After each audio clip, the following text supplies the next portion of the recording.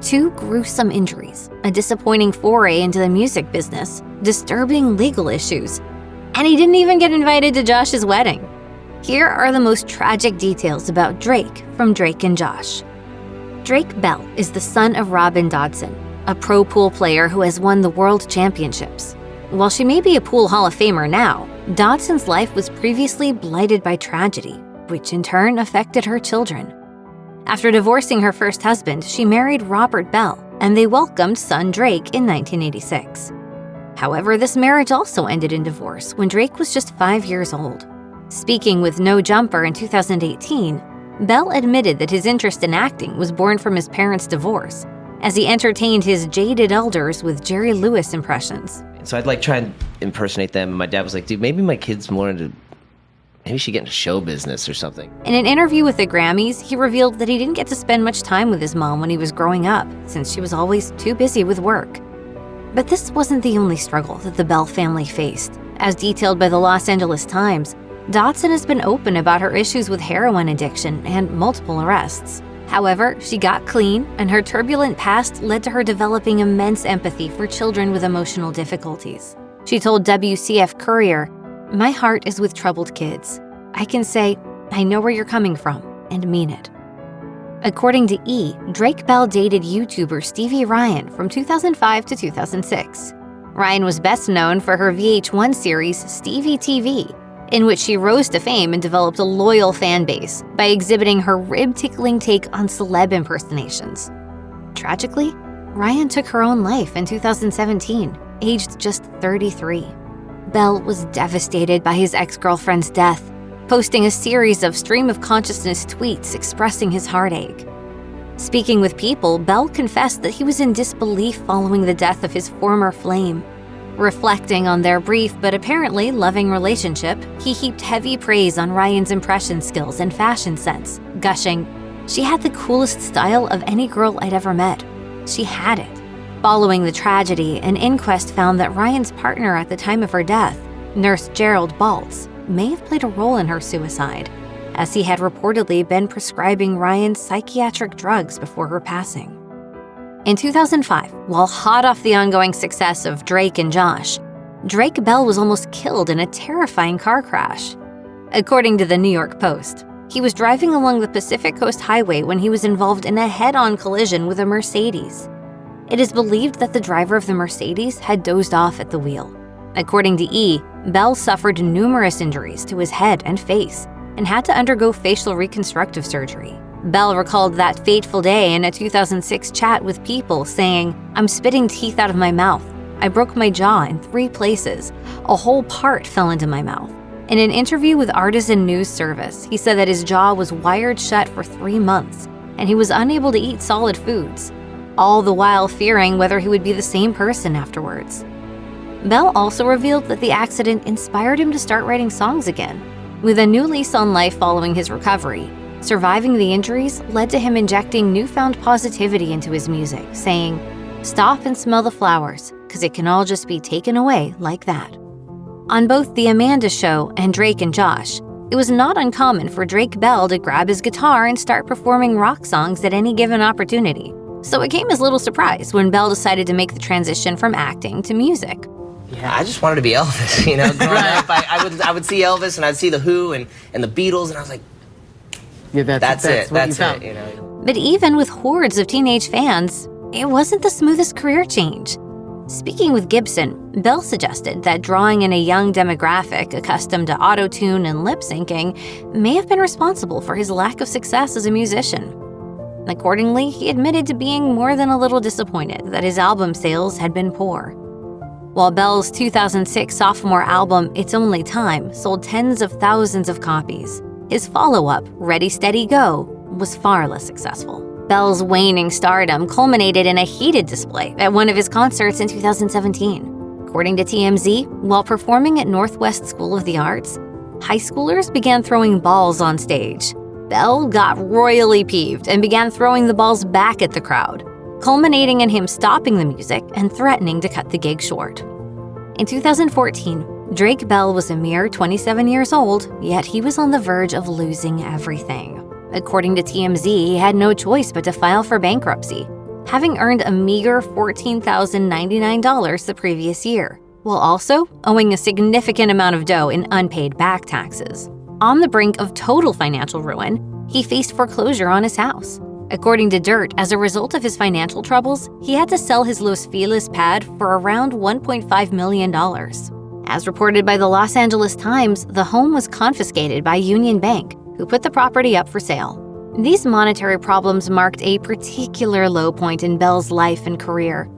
The year he lost his home, Bell gave an interview with BuzzFeed in which he roused the ire of an entire generation of Beliebers, dishing out on his disdain for Canadian pop star Justin Bieber. What's more, in the bizarre interview, Bell set his scathing sights on Ariana Grande, calling out the singer while saying, "You have to work to be able to appreciate what you have. What work did she ever have to do in her life?"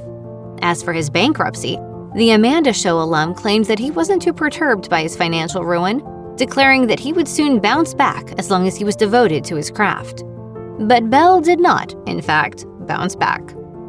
As if being almost killed in a car crash wasn't enough, he was faced with another life-altering injury in 2015. TMZ reported that he broke his wrist after he dove into the bottom of a swimming pool. After undergoing surgery, doctors told him to expect the worst when it came to picking up his beloved guitar. Divulging details of the catastrophic injury on Instagram, he conceded, "Doctors say I will most likely never play guitar again." Though this prediction turned out to be false, and he did indeed play guitar again, things would never be the same. The accident left him plucking strings in a way that's totally alien to him. He told Viva Glam, "I'm playing completely differently, and it's a bummer. I'm still recovering. I'm playing, but I'm completely learning a new way of playing." Speaking with The Observer, Bell admitted that the accident had affected his mobility and thus his shredding skills, lamenting, "I'm really limited. I'm not rocking yet." Indeed, he wouldn't make another album until 5 years later, when he released the Lost album. Though, as Forbes explained, it was comprised of songs Bell had written a decade earlier. Unfortunately for Drake Bell, he has had a number of run-ins with the law. While his on-screen escapades were the basis for much comedy mischief on Drake and Josh, his criminality is no laughing matter away from Nickelodeon. According to TMZ, a then 23-year-old Bell was convicted of driving under the influence in San Diego in 2009, and was once again arrested under suspicion of a DUI in 2016. Per the Los Angeles Times, Bell was initially stopped by police due to dangerous driving, as he was spotted speeding and maneuvering his vehicle erratically. After being pulled over, the cops could smell alcohol in his breath, and he subsequently failed a breathalyzer test. TMZ reports that he was sentenced to 96 days in jail and 4 years probation, since the crime was his second offense. Eventually, Bell was spared having to wait in a cell for months. After less than 2 days, he was released from jail due to good behavior. In 2021, fans were shocked when Drake Bell was arrested for endangering a child at a concert. The incident dated back to 2017, when Bell embarked on a relationship with a 15-year-old girl he'd met online a few years earlier. In addition to accusations of sexual assault, a police spokesperson told BuzzFeed, the investigation also revealed that months leading up to the concert, Bell sent the victim inappropriate social media messages. According to AP News, Bell pleaded guilty and received 2 years of probation, with the former star saying, "My conduct was wrong. I'm sorry the victim was harmed. It was not my intention." In the aftermath, Bell's ex-girlfriend, Melissa Lingefeld, alleged to the Daily Beast that she had seen him grooming underage girls firsthand, saying, "I saw really questionable, crazy shit on his computer." Perhaps what makes this all the more worrying is that Bell previously appeared to admit to being problematic with women.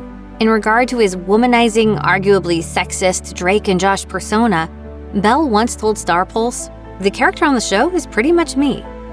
How about $10 and you come and listen to this with me? USA Today argued that Bell's conviction was reflective of family-friendly stars exploiting their virtuous status as a means of gaining access to vulnerable women and girls. In addition to corroborating allegations of Drake Bell's predatory behavior, his ex, Melissa Lingefeld, has claimed that he violently abused her. In a since-deleted 2020 TikTok video, Lingefeld claimed that a 20-year-old Bell preyed on her when she was just 16 years old, saying, "Imagine the worst type of verbal abuse you could ever imagine, and that was what I got." She went on to go into graphic detail regarding the physical abuse Belle allegedly inflicted upon her on a regular basis. After posting the video, Lingefelt was contacted by several other young women who claimed that he groomed and abused them. As the Daily Beast reports, a number of women accused Belle of both physical and sexual assault, with one TikTok user claiming that she was in 8th grade when he allegedly assaulted her. Lingefelt told the outlet that she felt horrified by the barrage of successive abuse claims. She also went into further detail regarding the alleged domestic violence, claiming that Belle once used hot water in an attempt to burn her after she supposedly spent too long shopping. In a statement to Variety, Belle vehemently denied ever being an abuser, saying, "As our relationship ended more than a decade ago, we unfortunately both called each other terrible names, as often happens when couples are breaking up. But that is it." Unlike their on-screen duo, Drake Bell and Josh Peck didn't find a way and are in fact now frenemies, as opposed to BFFs. News of the dissolution of their bromance began in 2017, when Drake Bell revealed that Josh Peck didn't invite him to his wedding. As reported by Teen Vogue, Bell wrote a series of since-deleted tweets in which he lambasted his former pal, tweeting, "When you're not invited to the wedding, the message is clear. True colors have come out today. Message is loud and clear. Ties are officially cut. I'll miss you, brother." Later, he clarified his tweets in an interview with Digital Spy, admitting to being hurt, but saying that Peck had assured him that the wedding snub was merely the result of miscommunication between the groom and his bride-to-be. However, despite the duo appearing to reconcile at that year's MTV VMAs, it would appear that the rejection was a little more than that. Appearing on BFF's podcast in March 2022, Peck admitted that he wants nothing to do with Bell, having not talked to him for many years, and saying he didn't appreciate getting text messages from Bell on his wedding night. And it's delusional because I'm like, bro, it's like we worked at Coffee Bean when we were 16. Like, I'm sorry, I'm 31 now. I might have lost your number. If you or anyone you know has been a victim of sexual assault, help is available. Visit the Rape, Abuse, and Incest National Network website or contact RAIN's National Helpline at 1-800-656-HOPE 4673.